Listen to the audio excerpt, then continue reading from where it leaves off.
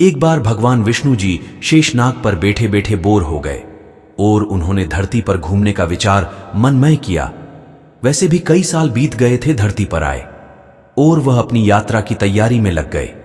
स्वामी को तैयार होता देखकर लक्ष्मी मां ने पूछा, आज सुबह सुबह कहां जाने की तैयारी हो रही है? विष्णु जी ने कहा, हे लक्ष्मी, मैं धरती लोक पर घूमने जा रहा हूं।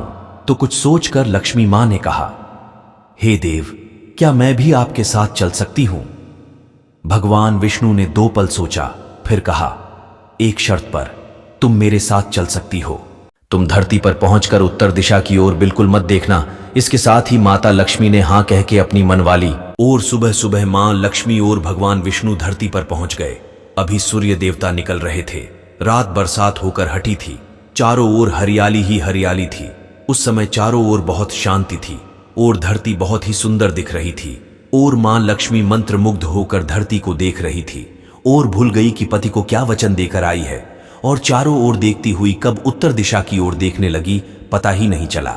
उत्तर दिशा में मां लक्ष्मी को एक बहुत ही सुंदर बगीचा नजर आया और उस तरफ से भीनी भीनी खुशबू आ रही थी और बहुत ही सुंदर सुंदर फल खिले थे। यह एक फलों का खेत था और मां लक्ष्मी बिना सोचे समझे उस खेत में गई और एक सुंदर सा फल तोड़ लाई। लेकिन यह क्या, जब मां लक्ष्मी भगवान विष्णु के पास वापस आई तो भगवान विष्णु की आंखों में आंसू थे और भगवान विष्णु ने मां लक्ष्मी को कहा कि कभी भी किसी से बिना पूछे उसका कुछ भी नहीं लेना चाहिए, और साथ ही अपना वचन भी याद दिलाया। मां लक्ष्मी को अपनी भूल का पता चला तो उन्होंने भगवान विष्णु से इस भूल की माफी मांगी। तो भगवान विष्णु ने कहा कि जो तुमने जो भूल की है उसकी सजा तो तुम्हें जरूर मिलेगी। जिस माली के खेत से तुम नए बिना पूछे फल तोड़ा है, यह एक प्रकार की चोरी है। इसलिए अब तुम 3 साल तक माली के घर नौकर बनकर रहो। उसके बाद मैं तुम्हें बैकुंठ में वापस बुलाऊंगा। मां लक्ष्मी ने चुपचाप सर झुकाकर हां कर दी। आजकल की लक्ष्मी थोड़े थी और मां लक्ष्मी एक गरीब औरत का रूप धारण करके उस खेत के मालिक के घर गई। घर क्या, एक झोपड़ा था और मालिक का नाम माधव था। माधव की बीबी, 2 बेटे और 3 बेटियां थी। सभी उस छोटे से खेत में काम करके किसी तरह से गुजारा करते थे। लक्ष्मी जब एक साधारण और गरीब औरत बनकर जब माधव के झोपड़े पर गई तो माधव ने पूछा, बहन, तुम कौन हो और इस समय तुम्हें क्या चाहिए? तब मां लक्ष्मी ने कहा, मैं एक गरीब औरत हूं। मेरी देखभाल करने वाला कोई नहीं। मैंने कई दिनों से खाना भी नहीं खाया। मुझे कोई भी काम दे दो, साथ में मैं तुम्हारे घर का काम भी कर दिया करूंगी। बस मुझे अपने घर में एक कोने में आसरा दे दो। माधव बहुत ही अच्छे दिल का मालिक था। उसे दया आ गई, लेकिन उसने कहा, बहन, मैं तो बहुत ही गरीब हूं। मेरी कमाई से मेरे घर का खर्च मुश्किल से चलता है। लेकिन अगर मेरी 3 की जगह 4 बेटियां होती तो भी मैंने गुजारा करना था। अगर तुम मेरी बेटी बनकर जैसा रूखा सूखा हम खाते हैं उसमें खुश रह सकती हो तो बेटी अंदर आ जाओ। माधव ने मां लक्ष्मी को अपने झोपड़े में शरण दे दी और मां लक्ष्मी 3 साल उस माधव के घर पर नौकरानी बनकर रही।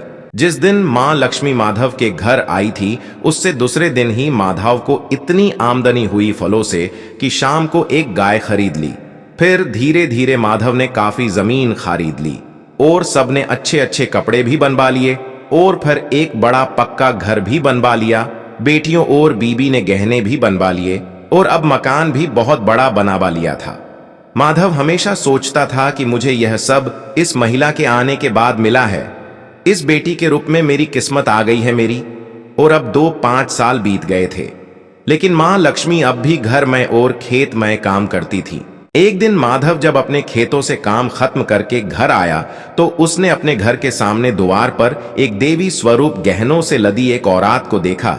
ध्यान से देखकर पहचान गया, अरे यह तो मेरी मुंहम बोली चौथी बेटी यानी वही औरत है, और पहचान गया कि यह तो मां लक्ष्मी है।